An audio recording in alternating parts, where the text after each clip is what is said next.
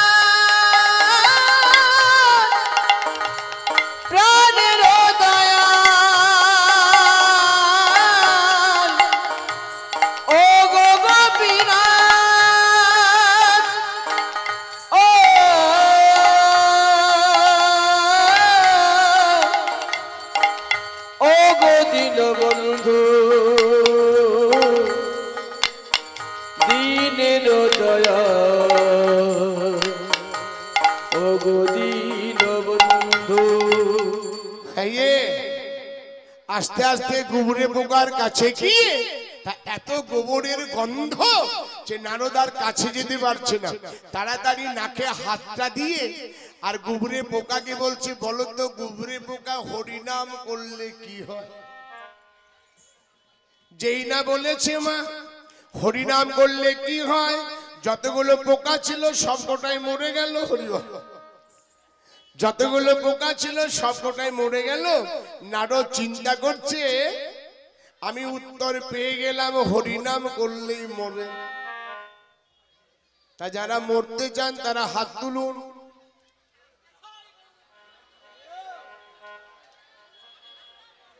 এরা মরতে চায় ভাই। ভক্তিমতী মায়েরা, ভক্তমন্ডলী, হরিনাম করলেই মরে। তা দয়া করে আপনারা হরিনাম করবেন কি করবেন না?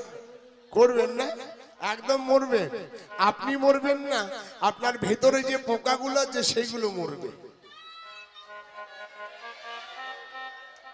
আপনার ভেতরে অনেক বিষাক্ত পোকা আছে ভাই, এত বিষাক্ত পোকা আছে ভিতরে, আমি একটা একটা করে বলে যাচ্ছি, মনে রাখবেন। ভক্তিমতী মায়েরা, যেমন একটা পোকার নাম কাম, ক্রোধ, লোভ, মোহ, মদ, মাৎসর্য, হিংসা, বিদ্বেষ, লুটপাট, সকাল থেকে জুয়ো খেলা, সন্ধ্যা পর্যন্ত মদ্যপান করা, কার নেব কার ধরবো, পরনিন্দা, পরচর্চা, এই পোকাগুলো হরিনাম করুন, কথা দিলাম একটাও বাঁচবে না, সব মরে যাবে।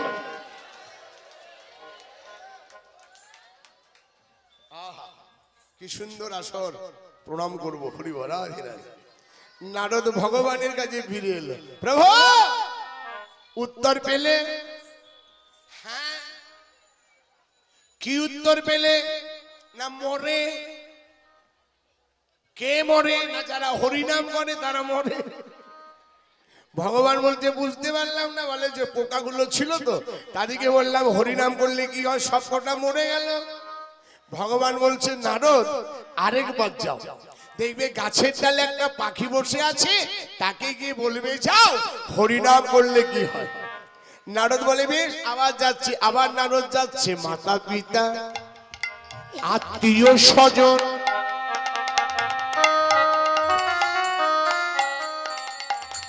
তারা আমায় কেউ ভাবে না আপন। হরি বল।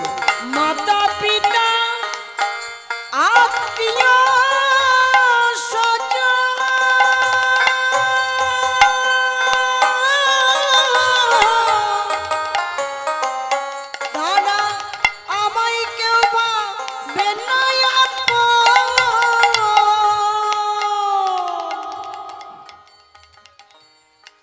মাতা পিতা আত্মীয় স্বজন। ভক্তিমতী মায়েরা একটু আসতে ভাই। কালকে যা ঝড় বৃষ্টি হয়েছিল, কালকে কিন্তু একটা দারুণ সুযোগ ছিল খিচুড়ি খাবার।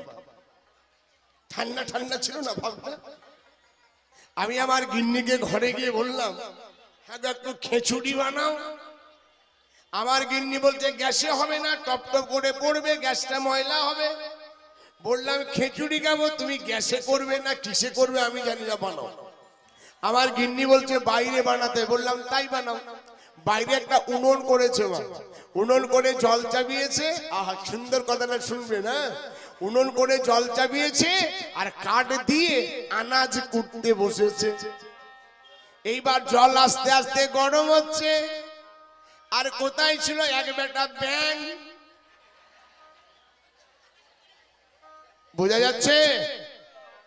ওই ব্যাং বেটা জলের মধ্যে ঝাঁপিয়েছে। যেই না ঝাঁপিয়েছে, ব্যাঙের খুব আনন্দ। আনন্দটা কেন জানেন?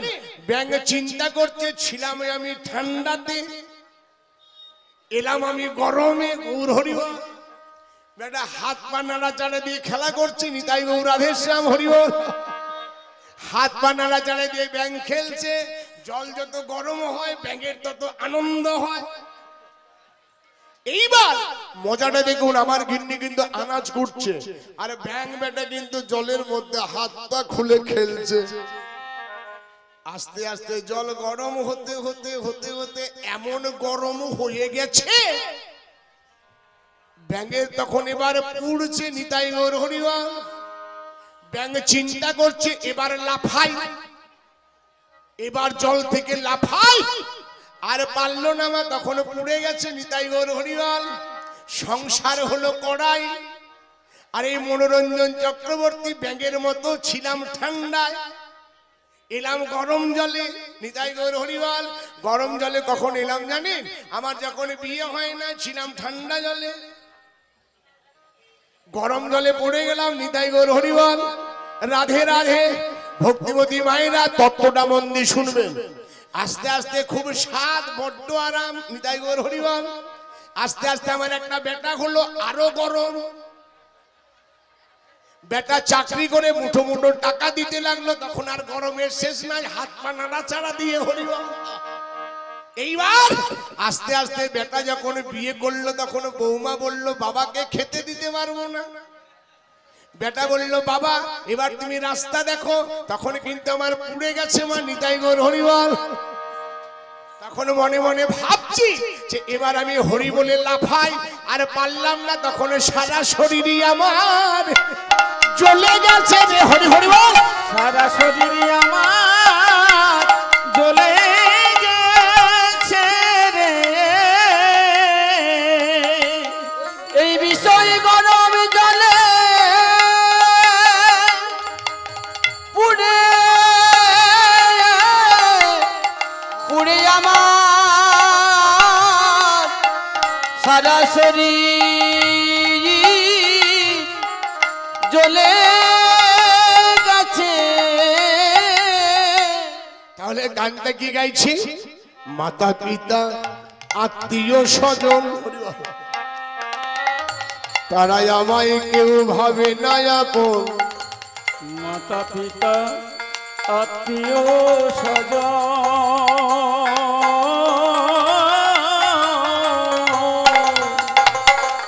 তারা আমায় কেউ ভাবে না আপন। দয়াল শেষের দিনে, দয়াল শেষের দিনে, অধমে শেষের দিনে ওই যুগল ও গো দয়াময় দয়াময়, দয়াল শেষের দিনে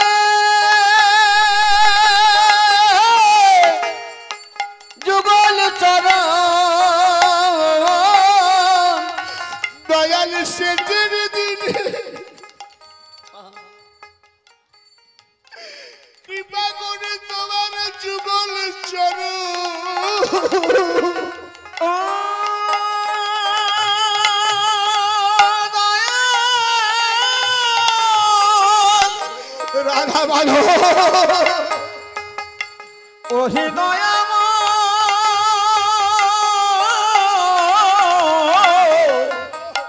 ও ও হে দয়াল শেষের দিনে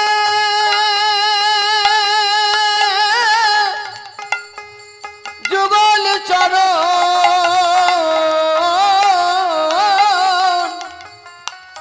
দয়াল দিও আমার শিরে পার করো আমারে, পার করো আমারে দয়াল, পার করো আমারে।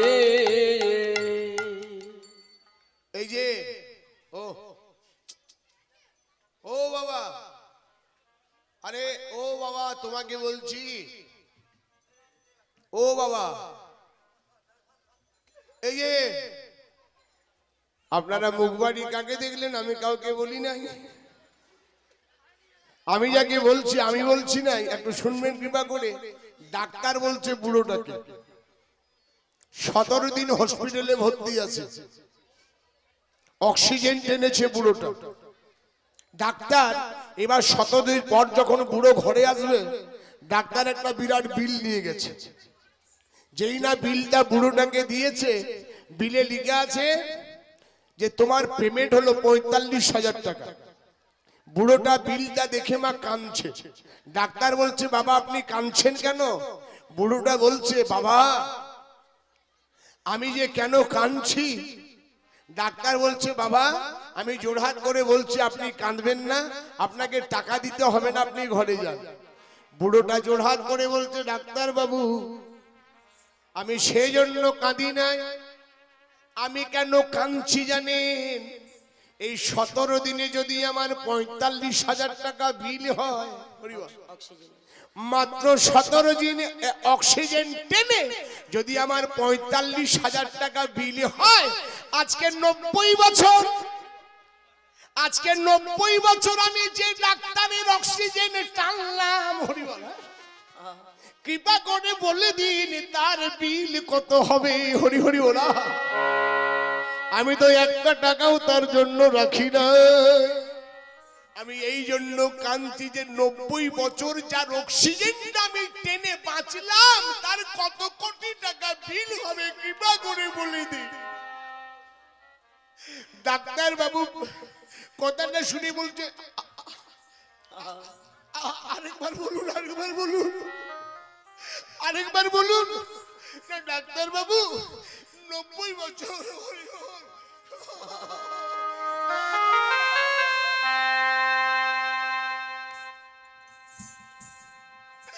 আজ 90 বছর যার আমি অক্সিজেন টানলাম তার বিল কত হবে বলে দিন। ডাক্তার বাবু থাকতে না পেরে সেই বুড়ো বাবার পা দুটি ধরে বলছে, বাবা আমি জানি না যে এত সুন্দর কথা তুমি বলতে পারো, আর আবার ডাক্তারি করে কি লাভ। এই রইল সব হা গোবিন্দ বলে বৃন্দাবনে চলে গেল। গৌর হরি বল। রাধে রাধে। ভক্তমণ্ডলী, এই জগতে না কেউ কারো নয়, এই জগৎ একমাত্র আমার হলো ঈশ্বর পরম কৃষ্ণ সচ্চিদানন্দ বিগ্রহ অনাদিরাদি গোবিন্দ সর্ব কারণ কারণম। একবার উলুধ্বনি মা।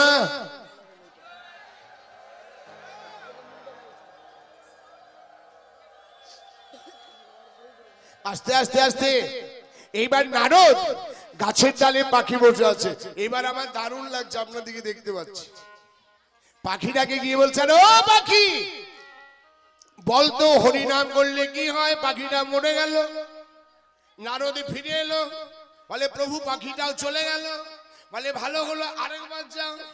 নারদ বলছে, প্রভু আবার যেতে বলছো? আরে আমি যাব না, আরে আমি যাব না, আর আমি যাব না, আর আমি যাব না। কেন? বলে গেলে প্রাণী বাঁচে না, আরে আমি যাব না। গেলে প্রাণী বাঁচে না, আর আমি যাব না। আরেকবার যাও, আরেকবার যাও। দেখবে একটা গাভী তার বাচ্চাকে দুধ দিচ্ছে, তাকে গিয়ে বলবে যাও হরিনাম করলে কি হয়। ভক্তিবতী মায়েরা নারদ দেখছে যে গাভীটা সুন্দর দাঁড়িয়ে আছে আর বাচ্চাটা মায়ের দুগ্ধ পান করছে। তা গাভীটা কে বলেন তো? গাভীটার নাম হলো শ্রীমদ ভাগবত গীতা। গীতা যদি গাভী হয় তাহলে বাছুর হলো অর্জুন, অর্জুন যদি বাছুর হয় তাহলে দহনকারী আমার গোবিন্দ হরিবল। আর দুগ্ধটার নাম কি জানেন? দুগ্ধটার নাম হলো গীতার অমৃত বাণী। নিতাই গৌর হরিবল। রাধে রাধে। হ্যাঁ, আমি আবার হরিবল কি বলতে বলবো? কথা শুনেই তো আপনারাই হরিবল বলবেন। গৌর হরিবল। রাধে রাধে। হ্যাঁ, এই হরিবল বলুন, হরিবল বলুন, এই স্বভাব আমার নাই। রাধে রাধে। ভালো লাগলে আপনারাই তো হরিবল বলবেন নাকি? নিতাই গৌর হরিবল। রাধে রাধে। তা ভক্তিবতী মায়েরা, আপনাদের এখানে তো আমি জীবনে কোনোদিন আসি নাই, আজকে প্রথম এলাম। তা রাস্তার আর শেষ নাই, চল গাড়ি চালা চালা চালা, রাস্তার আর শেষ নাই। সেই আঁকা বাঁকা রাস্তা। নিতাই গৌর হরিবল। মনে মনে চিন্তা করলাম এই রাস্তাটাই সঠিক রাস্তা, সোজা রাস্তাতে গোবিন্দ নাই, বাঁকা পথে গেলেই বাঁকা পাওয়া যায়। নিতাই গৌর হরিবল। রাধে রাধে। হরে কৃষ্ণ। এখন আমি যখন এলাম এখানে, একটা কমিটির দাদা আস্তে আস্তে কমিটির দাদা ছুটে গিয়ে বলল, মনোরঞ্জন বাবু আপনার জন্য আমরা আকুল আগ্রহে বসে আছি, তা আপনি কি খাবেন বলুন। আমি বললাম কিচ্ছু এখন খাবো না, আমাকে গাই দুধ দিয়ে একটু চা খাওয়ান। সে বলছে আপনারা আছেন কজন? আমি বললাম ড্রাইভার নিয়ে 8 জন। সে বলছে 8 জনকে দেওয়া যাবে না, আপনি একা খাবেন, চুপি চুপি আমার ঘরে আসুন। আমাকে ঘরে নিয়ে গেল, খুব মজা লাগছে না? ঘরে নিয়ে গেল, ঘরে নিয়ে গিয়ে চোখের সামনে গাইটা দুইল, 1 বালতি গাই দুধ। বললাম দাদা গো, গাই কত দুধ দেয়? সে বলছে মোটামুটি 20 কিলো বটে, ওই ব্যবসাতেই আমার সংসার চলে। বললাম তাহলে গাইটার দাম কত যদি বিক্রি করেন? বলতে মোটামুটি 50,000। আমার কাছেই টাকা ছিল, বললাম টাকাটা নিন, গাইটা দিন। বলে নেবেন? হ্যাঁ দিন। গাই আমাকে দিয়ে দিল। মা এইবার গায়ের গলাতে দড়ি বেঁধে আমি টানাটানি করছি যে গাই আর যাচ্ছে না। যার গাই তাকে বললাম দাদা এমন গাইয়ের দরকার নাই, টাকাটা দিয়ে দিন, গাইটা নিয়ে নিন। সে বলল কেন? বললাম এত টানাটানি করছি, গাড়ি তো যাচ্ছে না। সে বলছে মনোরঞ্জন বাবু আপনি কীর্তন করেন এত বোকা বলে জানি না। কিরকম? আরে দাদা, গায়ের গলাতে দড়িটা বেঁধে আপনি টানাটানি করছেন বাছুরটাকে ফেলে, গাই যাবে? বাছুরটাকে কোলে নিন, গাইকে টানতে হবে না, বাছুরের টানে গাই যাবে। হরিবল।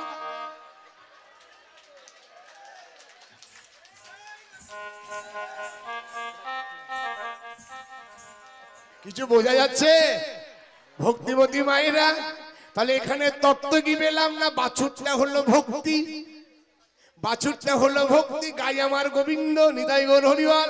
যদি কেউ ভক্তিকে আমার বুকে ধরতে পারে, আমার গোবিন্দকে টানতে হয় না, ভক্তের পিছু পিছু গমন করে, ভক্তের পিছু পিছু গমন করে।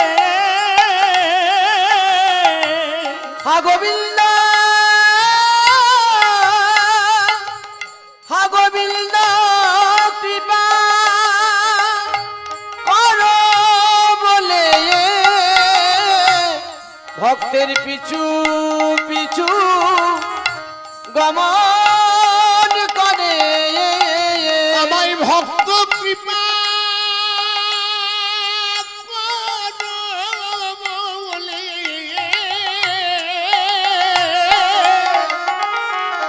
ভক্তের পিছু পিছু গমন করে।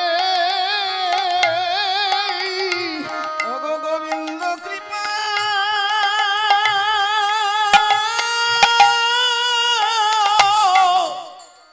গোবিন্দ কৃপা করো বলে ভক্তের পিছু পিছু গমন করে। ভক্তিবতী মায়েরা আশ্রয় গ্রহণ করতে হবে। আর একটা কথা আপনারা ভালো করে চিন্তা করবেন, সঙ্গের দরকার। ভক্ত সঙ্গ না হলে আপনি কখনোই ভগবানকে পাবেন না। আপনি ডাক্তারের কাছে যান, সোজাসুজি ডাক্তারের কাছে যাওয়া যাবে? আগে কম্পাউন্ডারের কাছে যেতে হবে। কম্পাউন্ডার আপনাকে একটা রসিদ দেবে, নাম্বার লেখা থাকবে, এইবার কম্পাউন্ডার ডাকবে, তবে আপনি ডাক্তারের কাছে যাবেন। ডাক্তার ডাক্তার ডাক্তার, বুঝতে পারছেন? যার ডাক গোবিন্দ তার, যার ডাক গোবিন্দ তার, যার ডাক নাই গোবিন্দ তার নাই। আপনি এমএলএ এর কাছে দেখা করতে যান, আগে পি এর কাছে যেতে হয়। গৌর হরি বল, রাধে রাধে। তা ভক্তিবতী ভাইরা, আমার গোবিন্দ হলো জগৎকর্তা মহারাজ, তা তার কাছে যেতে গেলে আগে পি এর কাছে যেতে হবে। পিএটা কে না ভক্ত। ভক্ত সঙ্গ ছাড়া কদাপি গোবিন্দ চরণ পাওয়া যায় না। তাই ভক্ত সঙ্গ, সাধু সঙ্গ সর্বশাস্ত্রে কয়, লবে মাত্র ভক্ত সঙ্গ, কৃষ্ণ ভক্তির উদয় হয়।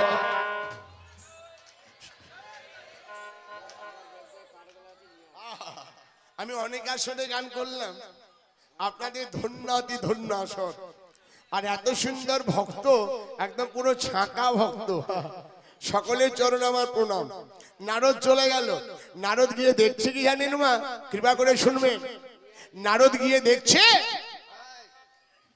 দেখছে গাভীর বাচ্চাটা দুধ খাচ্ছে। নারদ গিয়ে তাকে বলছে, আচ্ছা বলো তো গাভীর বাচ্চা হরিনাম করলে কি হয়? যেই না বললো মা, বাচ্চাটা মরে গেল। নারদ মনে মনে চিন্তা করলো, গোবিন্দ যা করলো করলো, শেষে আমাকে গোহত্যার পদবি করলো। ফিরে এলো ভগবানের কাছে। নারদ কি হলো? বলে প্রভু ওটাও গেল। ভগবান বলছে আরেকবার যাও। নারদ বলছে যেখানে যাচ্ছে সেখানে মরছে, তা তুমি আমার হাত দিয়ে কত মরাবে? বলে আরেকবার যাও না, অমুক রাজ্যে একটা রাজার ছেলে হয়েছে। বলে বয়স কত? না 6 দিন। ও তোমাকে বলে দেবে হরিনাম করলে কি হয়। নারদ বলতে এটা আমি আগে যাব। ভগবান বললেন কেন? নারদ বলছে আমার হাতে ওরা মরেছে, এবার আমি মরবো। 6 দিনের ছেলে বলে দেবে হরিনাম করলে কি হয়। আরে যাও না। নারদ সে কাঁপতে কাঁপতে ভয়ে ভয়ে যাচ্ছে, চিন্তা করছে মরার আগে যদি কেউ কৃষ্ণ নাম করে তার আত্মা নাকি বৈকুণ্ঠ গমন করে। হরিবল। তাই তো বাবা প্রমাণ আছে, চৈতন্য মহাপ্রভু দূরে বসেছেন মল ত্যাগ করার জন্য, আর একটা বাচ্চা ছেলে একটা জগে জল নিয়ে দাঁড়িয়ে আছে, মহাপ্রভু জলশৌচ করবেন। মহাপ্রভু মল ত্যাগ করার পরে, জলশৌচ করার পরে ছেলেটাকে বলছে জলটা ঢেলে দে, হাত মাটি করে নি।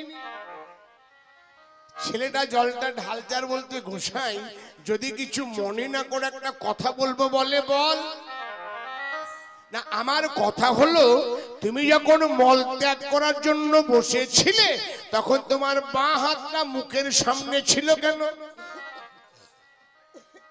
মহাপ্রভু বললেন, এই কথা শোন, আমার জীবটা হলো কাল জীব, আমার জীবটা হলো কাল জীব, সবসময় কৃষ্ণ কৃষ্ণ করে।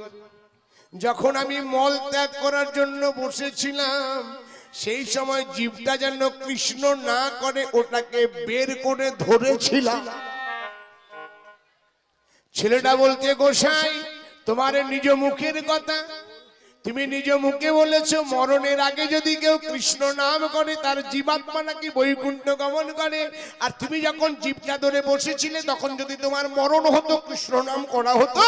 মহাপ্রভু বললেন, আমি জগতের গুরু, তুই আমার গুরু।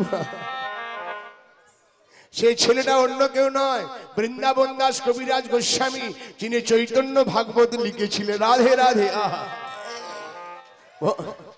ভক্তিবতী মায়েরা, এইবার নারদ কাঁপতে কাঁপতে যাচ্ছে, কৃষ্ণ নাম করতে করতে, ভগবানের গান গাইতে গাইতে যাচ্ছে।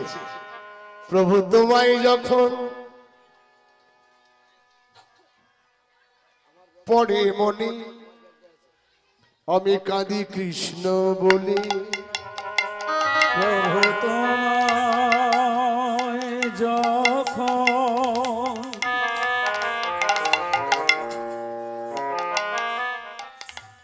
পড়ে মনে,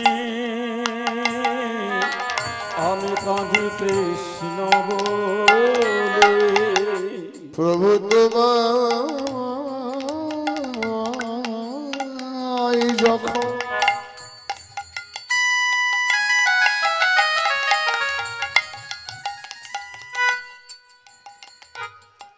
আমায় পড়ে মনে,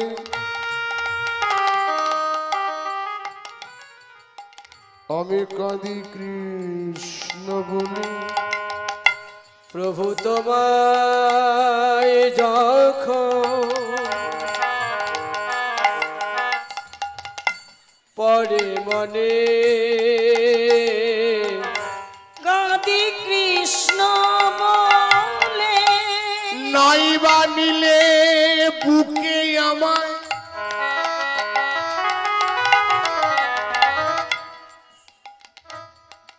নাই বা নিলে কোলে। ওগো দয়াময়,